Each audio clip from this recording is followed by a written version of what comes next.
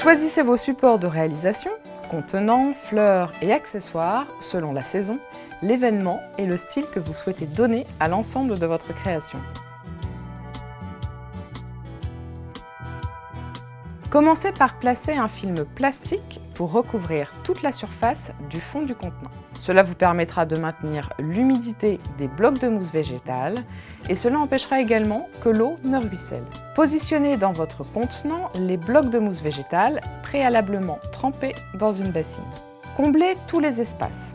Si besoin, redécoupez les blocs de mousse pour obtenir les dimensions nécessaires. Faites-le à l'aide d'un couteau.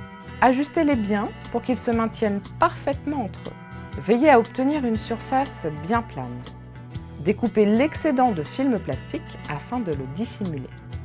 Vous commencerez par travailler les fleurs les plus hautes, ici des ornithogalums que nous installerons au centre de la composition. Si besoin, retaillez la pointe des tiges en biais afin de faciliter le piquage. Choisissez des hauteurs de fleurs harmonieuses. Essayez de placer la tête des fleurs à un même niveau. Taillez des petites branches de sapin naturel que vous viendrez fixer tout autour de votre contenant, comme pour former une couronne qui habillera le sommet et créera ainsi une liaison entre le socle et les végétaux de la composition. N'hésitez pas à dégager la tige de ces branches pour piquer plus facilement chacune d'entre elles dans la mousse et leur assurer une bonne tenue. Utilisez des dimensions de branches similaires pour un rendu harmonieux. À présent, mettons en place des branches de myrtille qui, par leur aspect plus vaporeux, apporteront du volume.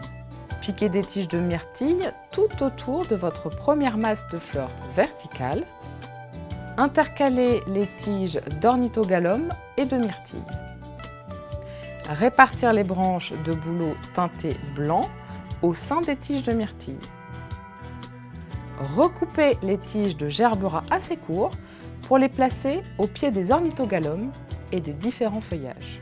Le rappel de tonalité claire fera un lien entre les fleurs hautes et verticales et la partie basse de la composition.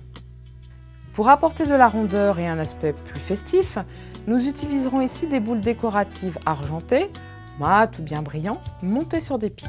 Vous pourrez les intercaler avec les gerberas. Recoupez également les tiges des baies d'hypericum vert afin de les placer proches des boules décoratives argentées.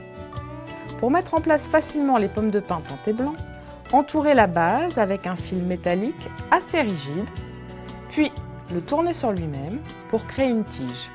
Vous pourrez ainsi les piquer dans la mousse proche de la couronne de sapin. Répétez l'opération pour chaque élément. Les plumes de pan viendront ajouter graphisme, légèreté et originalité à votre composition. Touche finale, vous pourrez saupoudrer de la neige artificielle au cœur de la composition si vous souhaitez dissimuler quelques espaces vides.